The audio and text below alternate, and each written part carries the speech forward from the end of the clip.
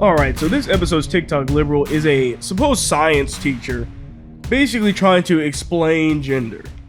This is an easy one. We say that there are more than two genders because there are more than two genders.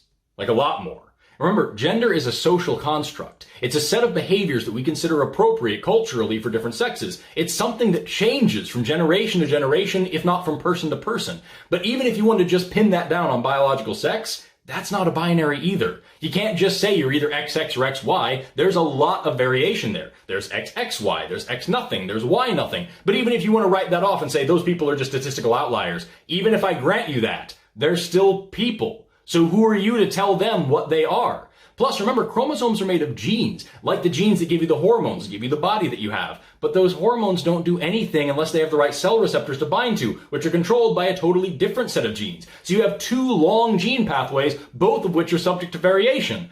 The point is, it's just easier to admit that gender is a spectrum, rather than trying to cram 8 billion people down into 2 boxes.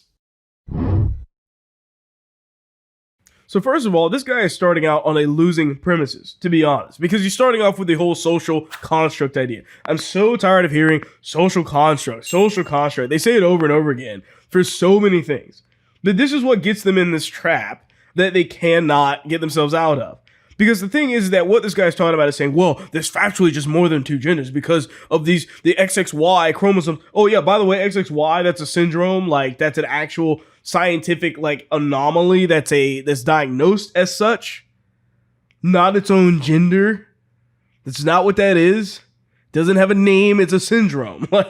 There's a problem there, and it's only a problem because you have to accept and understand the actual biological fact that there's only male and female that are supposed to be the case.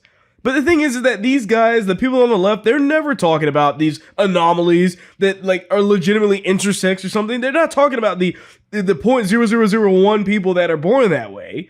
They're literally telling you that a man can choose to be a woman at any given point in his life. They're telling you that Bruce Jenner is a woman. That's what they're telling you. I mean, by the same logic, I could go on the same kind of rant and basically say, people that have 10 fingers, saying that 10 people or people should have 10 fingers is crazy. There's plenty of people with 9 fingers, so or maybe even 5 fingers. So 10 fingers is a social construct. Do you see how stupid that is? Because it doesn't make any sense. The point is that you're supposed to have 10 fingers. It doesn't matter whether some guy maybe was born without 10 or somebody had theirs cut off or lost it in an accident or something. That's not the point. The point is that you're supposed to have 10. It doesn't matter about this whole social construct thing. Facts are facts. Biology is biology. Science is science. And this guy that's apparently a science teacher telling you otherwise isn't going to change that fact.